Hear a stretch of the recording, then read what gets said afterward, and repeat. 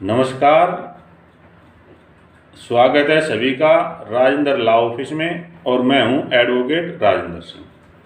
आज हम जानेंगे कि लीगल नोटिस क्या होता है। अक्सर यह शब्द सुना सुना सा लगता है और ज़्यादातर या कभी ना कभी किसी को किसी भी माध्यम से या किसी कारण से या तो लीगल नोटिस प्राप्त हुआ होगा या किसी के द्वारा लीगल नोटिस को किसी दूसरे पर भिजवाया गया होगा। तो इसी बात को जानेंगे कि क्या होता है लीगल नोटिस, क्या इसमें लिखा जाता है और क्या इसका कानूनी महत्व है। ये सारी बातें आज के इस वीडियो में जानेंगे, इसलिए वीडियो को शुरू से लेकर आखिरी तक ज़रूर देखें। वीडियो को स्किप ना करें, क्योंकि यदि वीडियो को हम स्किप करेंगे तो बीच में जो जानकारी है वो छूट जाएगी और ना तो वीडियो देखने का मकसद पूरा होगा और ना ही इस वीडियो में बताई गई जानकारी से आप अवगत हो पाएंगे। तो वीडियो शुरू करें उससे पहले सभी से एक निवेदन है कि वीडियो को ज़्यादा से ज़्यादा लाइक व शेयर कर दें, चैनल को सब्सक्राइब ज़रूर कर लें और बेल आइकन जो दिखाई दे रहा है उसको भी अवश्य प्रेस कर लें, ताकि चैनल पर जब भी कोई नया वीडियो कानून से संबंधित जानकारी वाला अपलोड हो तो उस सब की जानकारी या उसका नोटिफिकेशन आपके पास सबसे पहले पहुंच जाए। अब हम जानते हैं लीगल नोटिस के बारे में। क्या होती है लीगल नोटिस, किन मामलों में लीगल नोटिस भेजी जाती है और लीगल नोटिस में क्या लिखें, क्या लिखने से बचें और क्या लीगल नोटिस की कानूनी अहमियत होती है, ये सारी बातें अब हम इस वीडियो में जान लेते हैं। लीगल नोटिस का अभिप्राय आप ऐसे समझ लें कि लीगल नोटिस एक सिविल थ्रेट होता है, अर्थात एक सिविल धमकी आप इसे कह सकते हैं। लीगल नोटिस सिविल मामलों में भेजी जाती है, क्योंकि जो आपराधिक मामले होते हैं उनमें तो या तो संबंधित थाने में मुकदमा दर्ज करवाया जाता है या फिर क्षेत्राधिकार वाले कोर्ट में क्रिमिनल कंप्लेंट या आपराधिक शिकायत फाइल की जाती है। इसलिए इस बात को समझ लें कि लीगल नोटिस सिविल मामलों से संबंधित होते हैं। लीगल नोटिस के माध्यम से कोई व्यक्ति दूसरे व्यक्ति से किसी बात के होने का, किसी बात के करने का या किसी नुकसान होने का या किसी नुकसान होने की संभावना होने का जिक्र करता है और लीगल नोटिस के माध्यम से सामने वाले व्यक्ति को इस बात के लिए एहसास करवाता है कि उसके द्वारा वह काम ना करवाया जाए जिससे कि लीगल नोटिस भेजने वाले को कोई परेशानी हो, उसे आर्थिक नुकसान हो, मानसिक नुकसान हो या कोई और किसी प्रकार की हानि हो, तो इसके संबंध में वह लीगल नोटिस भिजवाता है। इस प्रकार से भी समझ लें कि लीगल नोटिस के माध्यम से यह कहा जाता है कि लीगल नोटिस के अंदर बताई गई बातों को सामने वाला पक्षकार ना करे या अगर उसके द्वारा की गई है तो उन बातों से पीछे हट जाए या कोई गलत काम किया हुआ है तो उन्हें रोक दे और प्रार्थी से या नोटिस भिजवाने वाले से समझौता कर लें और कोई भी मामला कोर्ट में जाने से पहले ही कोर्ट के बाहर ही आपसी सहमति से सुलझ जाए। इसी का मकसद होता है लीगल नोटिस भेजना। अब लीगल नोटिस का भेजने का क्या तरीका होता है। कोई भी व्यक्ति जो किसी दूसरे व्यक्ति से या कोई कंपनी हो सकती है या कोई भी पर्सन हो सकता है, उससे परेशानी है उसे या उसकी वजह से उसे कोई आर्थिक, मानसिक, सामाजिक नुकसान हो रहा है, तो उनकी वसूली के लिए या कोई किसी व्यक्ति को कोई पैसा उधार दिया हुआ है या कोई शादी ब्याह का मामला है, या कोई और पारिवारिक डिस्प्यूट है, या कोई ज़मीन का लेन देन का मामला है, जैसे भी सिविल नेचर के केस हो सकते हैं। मकान मालिक और किराएदार का मामला हो सकता है, नौकर मालिक का हो सकता है, किसी कंपनी या उसमें काम करने वाले व्यक्ति का हो सकता है, किसी सरकारी कार्यालय और उसके कर्मचारी का हो सकता है। इस प्रकार के कोई भी मामले हो सकते हैं जिसमें प्रार्थी अपने किसी अधिकार की मांग करता है और सामने वाले को अधिकार पूरा करने के लिए या वह काम करने के लिए लिखित में लीगल नोटिस के माध्यम से कहता है।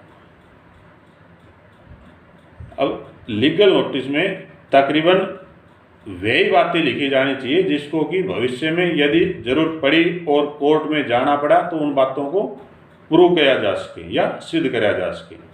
अनाप शनाप या फालतू की बातें लीगल नोटिस के माध्यम से नहीं लिखी जाती है, क्योंकि लीगल नोटिस एक कानूनी दस्तावेज हो जाता है और उसी नोटिस के आधार पर जब भविष्य में कोई भी सिविल सूट या केस फाइल किया जाएगा तो उसी के हिसाब से ड्राफ्टिंग की जाएगी और उन्हीं तथ्यों को, सबूतों को कोर्ट में पेश किया जाएगा।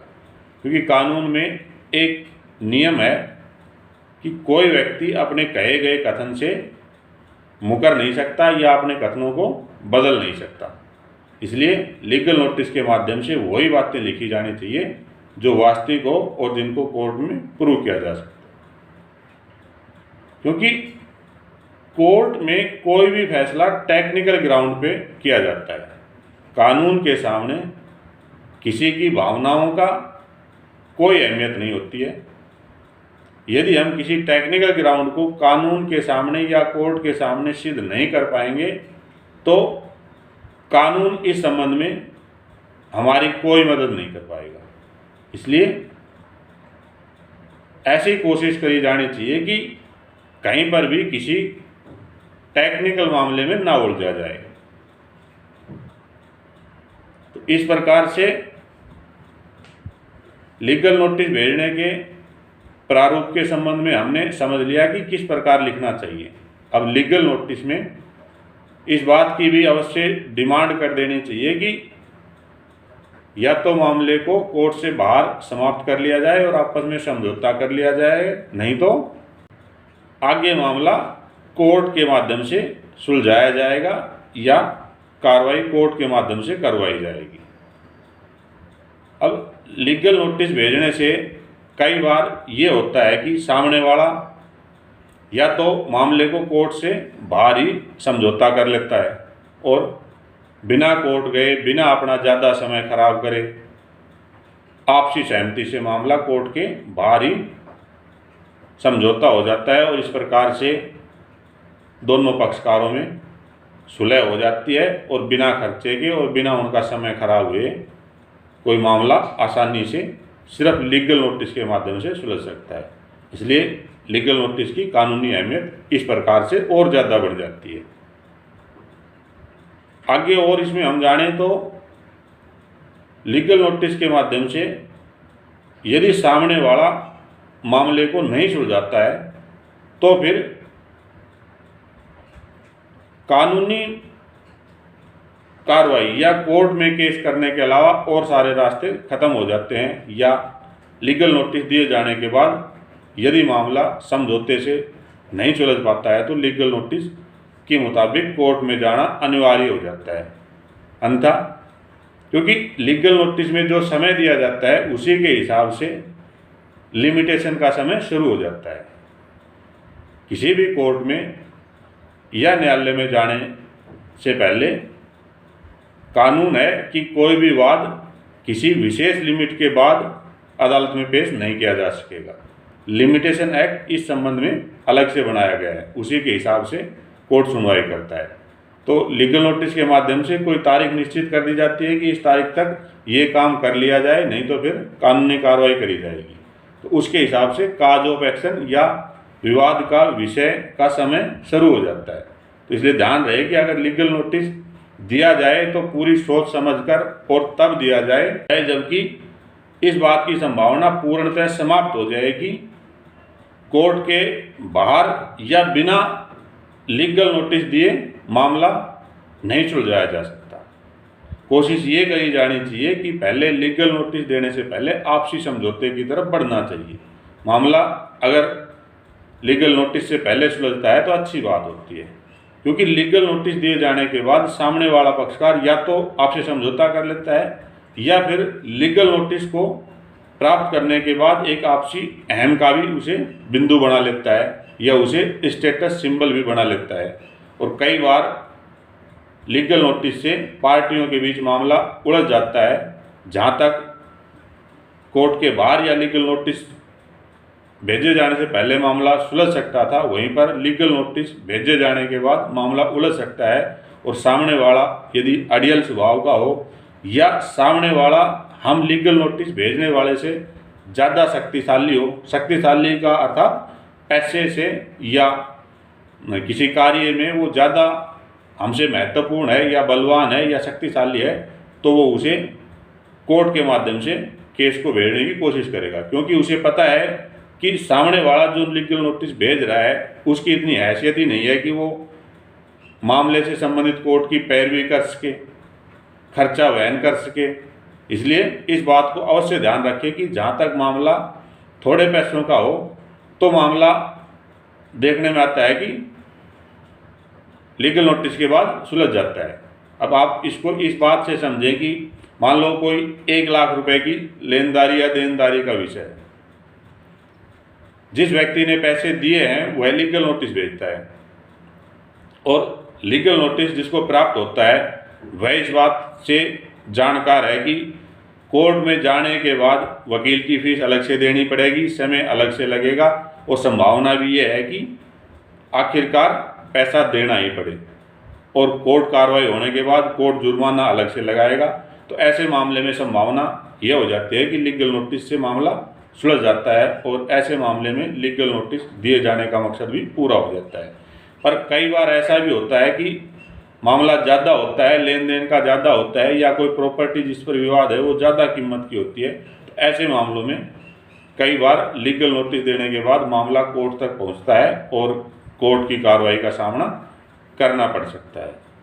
तो इसलिए लीगल नोटिस की महत्वता और लीगल नोटिस की अनिवार्यता समय के हिसाब से या वाद के हिसाब से अलग अलग रहती है।